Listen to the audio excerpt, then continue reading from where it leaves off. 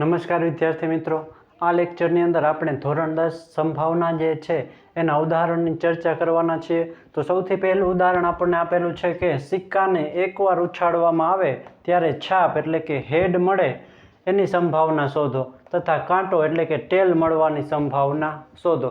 તો સૌથી પહેલાં આપણને ખબર છે કે સંભાવનાના સૂત્રની અંદર ઉપર જે છે એ સાનુકૂળ પરિણામ આવે, છેદમાં જે છે કુલ પરિણામ આવશે। તો સૌથી પહેલાં આપણે જે છે આના કુલ પરિણામ કેટલા હોય તો કે સિક્કાને એક વખત ઉછાળતા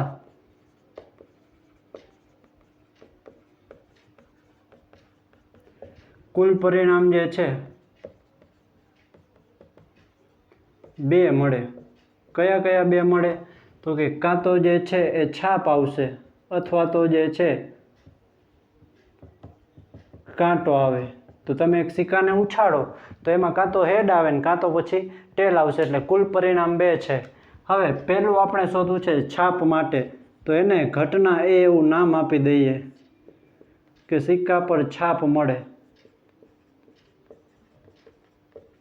તો ઘટના એ ઉદ્ભવે એવા સાનુકૂળ પરિણામો એટલે કે હેડ આવતો એવા પરિણામ કેટલા છે તો કે હેડ આવતો એવું પરિણામ 1 છે। તો ઘટના એ માટેના સાનુકૂળ પરિણામ કેટલા છે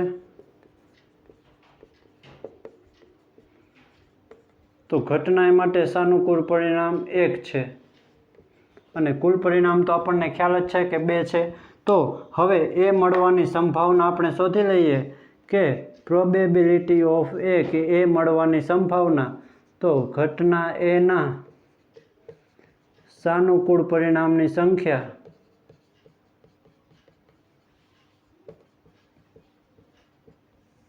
છેદમાં શક્ય તમામ પરિણામની સંખ્યા। તો એ માટેના સાનુકૂળ પરિણામની સંખ્યા 1 હતી કે એક જ એવું છે કે જેમાં છાપ આવે એવું પરિણામ 1 છે, છેદમાં કુલ જે છે શક્ય પરિણામ છે 2, તો છાપ આવે એની સંભાવના થશે 1/2। હવે કાંટો મળે એના માટેની સંભાવના આપણે શોધવી છે, તો એને આપણે જે છે ઘટના બી નામ આપી દઈએ। સિક્કા પર કાંટો મળે તો ઘટના બી માટેના સાનુકૂળ પરિણામો જે છે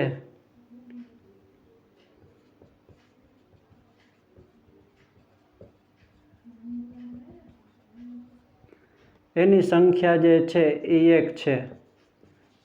તો અહીંયા જે છે કાંટો આવતો હોય એવા પરિણામ કેટલા છે તો કે 1 છે। તો એમાં પણ જે છે આપણે હવે સૂત્ર લખતા નથી, ડાયરેક્ટ જ કહી દઈએ છીએ કે ઉપર જે છે શક્ય પરિણામ 1 છે, છેદમાં કુલ પરિણામ થશે 2, તો કાંટો મળે એની સંભાવના પણ જે છે 1/2 થશે। તો તમારે અહીંયા સૂત્ર લખી અને પછી લખવાનું છે, પણ મેં જે છે ડાયરેક્ટ આન્સર લખી દીધો છે। તો અહીંયા આપણું જે છે ઉદાહરણ પહેલું થઈ જાય છે પૂરું। બહુ જ સહેલું હતું। તો પહેલું ઉદાહરણ બહુ જ સહેલું હતું કે સિક્કો ઉછાળો તો છાપ મળે અથવા તો કાંટો મળે, બેયની સંભાવના સરખી છે, એનો મતલબ છાપ મળે એની સંભાવના પણ 1/2 છે અને કાંટો મળે એની સંભાવના પણ 1/2 છે। ત્યાર પછી જો ઉદાહરણ 2ની વાત કરવામાં આવે તો એક થેલામાં લાલ, ભૂરો અને પીળો એમ 3 સમાન કદના દડા છે, એટલે કે 3 રંગના આપણને દડા આપ્યા છે। કૃતિકા થેલામાંથી જે છે જોયા વગર એક દડો પસંદ કરે છે, તો એ યાદચ્છિક રીતે પસંદ કરેલ દડો પહેલું પીળો હોય એની સંભાવના કેટલી, પછી બીજામાં કીધું છે કે પસંદ કરેલો દડો લાલ હોય એની સંભાવના કેટલી, અને ત્રીજામાં કીધું છે કે પસંદ કરેલો દડો જે છે એ ભૂરો હોય એની સંભાવના કેટલી। તો સૌથી પહેલાં આપણે અહીં જે છે કુલ પરિણામ કેટલા છે તો કે કુલ શક્ય પરિણામ જે છે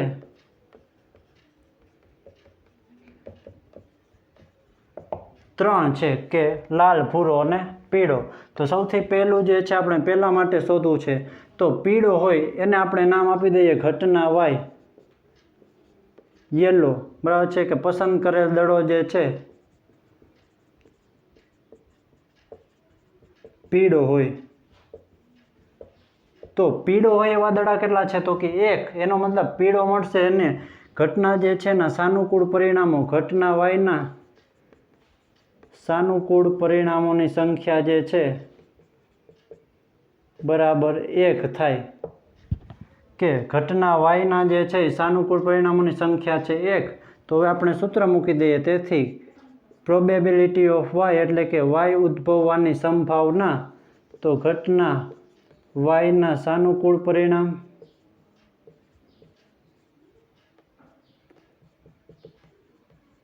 અને છેદમાં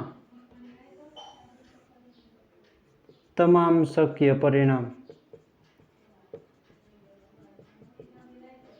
તો પીળો નીકળે એવા શક્ય પરિણામ સાનુકૂળ પરિણામ છે 1 અને છેદમાં કુલ પરિણામ જે આપણને આપેલા છે એ છે 3.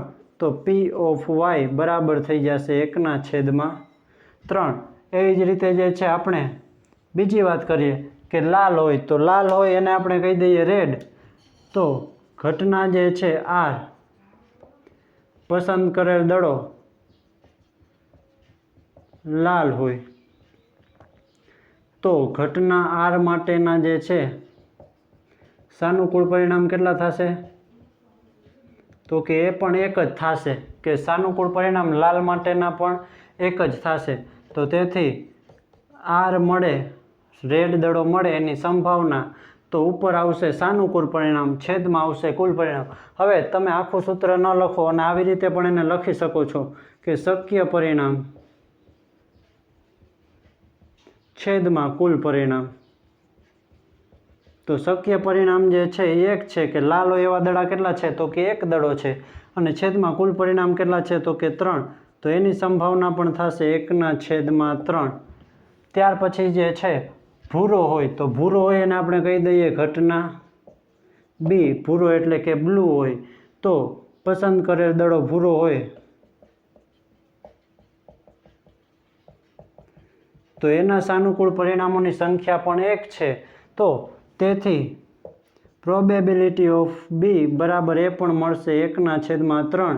તો હવે જે છે હું અહીંયા બધું લખતો નથી, એ તમને ખ્યાલ જ છે કે શું લખવાનું આવશે.